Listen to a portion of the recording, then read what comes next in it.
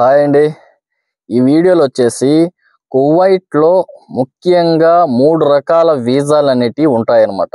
ఈ 3 రకాల వీసాల గురించి ఈ వీడియోలో తెలియజేస్తున్నాను. చివరి వరకు వీడియో చూసి కంటెంట్ ఎలా ఉందో మీకు నచ్చిగానే ఉన్నట్లయితే వీడియోని లైక్ చేసి అలాగే మీ బంధుమిత్రులకు కూడా షేర్ చేయండి. ఇలాంటి విలువైన సమాచారం కోసం లైక్ చేయండి. ముఖ్యంగా కువైట్లో వచ్చేసి ఆర్టికల్ 22 అంటే ఫ్యామిలీ వీసా. ఇది వచ్చేసి కేవలం కువైట్లో ఆల్రెడీ ఒక వ్యక్తి ఇతర దేశాల నుంచి ఇక్కడ వచ్చి ఇక్కడ స్థిరపడి వారికి వాళ్ళ శాలరీ 800 దినార్లు కానీ ఉండినట్లయితే అతను వాళ్ళ భార్యకు మరియు వారి పిల్లలకు 11 సంవత్సరాల లోపల ఉన్నటువంటి తన పిల్లలకు వీసా ఇవ్వడానికి అతను అర్హుడు. వాళ్ళను కువైట్ తీసుకోవడానికి అతను స్పాన్సర్ చేసే వీసాను ఫ్యామిలీ వీసా అంటారన్నమాట. ఇంకా సెకండ్ వచ్చేసి మెయిన్గా ఖాదిమా వీసా అంటారన్నమాట. ఈ ఖాదిమా వీసానే కఫిల్ సిస్టమ్ అనే సిస్టంలో కువైట్ కానీ గల్ఫ్ కంట్రీస్లు అన్నిట్లో కూడా కఫిల్ సిస్టమ్ అనే విధానంలో అమలు చేస్తూ ఉంటారు. ఈ ఖాదిమా వీసా కేవలం కువైట్ ఇంట్లో మాత్రం పనిచేసే వాళ్ళకు మాత్రమే కువైట్ కఫీల్ స్పాన్సర్ చేస్తాడనమాట. దీనిని ఆర్టికల్ 20 అంటారనమాట. ఆర్టికల్ 20 అంటారు. ఖద్దామా అంటే ఇక్కడ కువైట్లో పని మనిషి, ఇంట్లో పని మనిషి మరియు కువైట్ డ్రైవరు, ఇలా కువైట్లో వంట మనిషి, ఇలా రకరకాలుగా ఇంట్లో వాళ్ళ అవసరాల రీత్యా వాళ్ళకు మనుషులను ఇతర దేశాల నుంచి తీసుకోవడానికి జారీ చేసే వీసాను వచ్చేసి ఖాదిమా వీసా అంటారనమాట కువైట్లో. ఈ ఖాదిమా వీసా ఆర్టికల్ 20 అంటారు.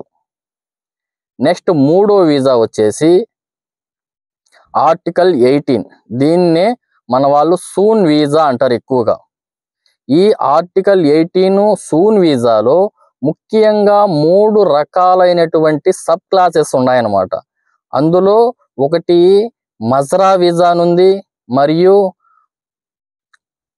అహిలియా వీసా ఉంది, మరియు ముబారకల్ కబీరు, ముబారకల్ సగీర్ అనే వీసాలు ఉన్నాయన్నమాట. ముఖ్యంగా సూన్ వీసా తీసుకుని కువైట్కి ఎవరైనా రావాలనుకుంటే ఆర్టికల్ 18లో అహిలియా వీసా మీద మాత్రమే వస్తే వాళ్ళకు ఎక్కువ బెనిఫిట్స్ అనేటివి ఉంటాయి.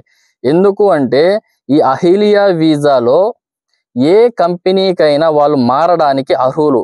6 నెలల తర్వాత అయినా కానీ 9 నెలల తర్వాత అయినా కానీ తాను పనిచేసే యజమాని దగ్గర తనకి ఏదైనా ఇష్యూస్ వచ్చి లేదంటే వేరే కంపెనీలో మంచి ఆఫర్స్ వచ్చి అతను వెళ్ళాలనుకుంటే ఈ కంపెనీలో ఉన్నటువంటి స్పాన్సరు అతనికి రిలీజ్ అనేది ఇవ్వడానికి అతను అర్హుడు. సో ఎవరైనా కువైట్కి సూన్ వీసా మీద రావాలి అంటే ఆర్టికల్ 18 అహిలియా వీసా మీద వస్తే వాళ్ళకి ఎక్కువ బెనిఫిట్స్ అనేటివి ఉంటాయి. ఈ మజ్రా వీసా అని చెప్పాను కదా, ఇది కేవలం కువైట్లో వ్యవసాయ క్షేత్రంలో పని చేసుకోవడానికి మాత్రమే ఇచ్చేటువంటి వీసా. ఇది కువైట్లో మరి వేరే ఇతర సెక్షన్లో పనిచేయడానికి అనర్హుడు, అతను బదిలీ కాబడడు. నెక్స్ట్ వచ్చేసి ముబారకలార్ సగీరు, ముబారకలార్ కబీరు. ఇవి రెండు వచ్చేసి కువైట్లో తమ పారిశ్రామికవేత్తలను అభివృద్ధి చేసుకోవడానికి కువైట్ గవర్నమెంట్ ప్రవేశపెట్టినటువంటి వీసాలు అన్నమాట.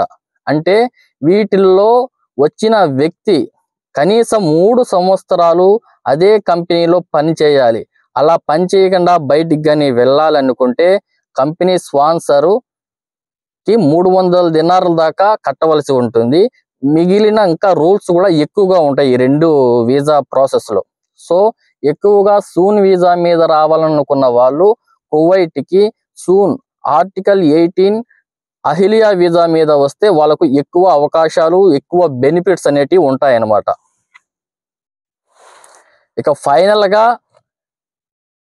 ఫైనల్గా టూర్ వీసా మరియు విజిట్ వీసా. టూర్ వీసా అంటే కేవలం దానికి 1 నెల గడువు మాత్రమే ఉంటుంది. తిరిగి ఆ గడువు లోపల వాళ్ళు వచ్చిన దేశానికి వెళ్ళిపోవాల్సి ఉంటుంది. రెండోది వచ్చేసి విజిట్ వీసా.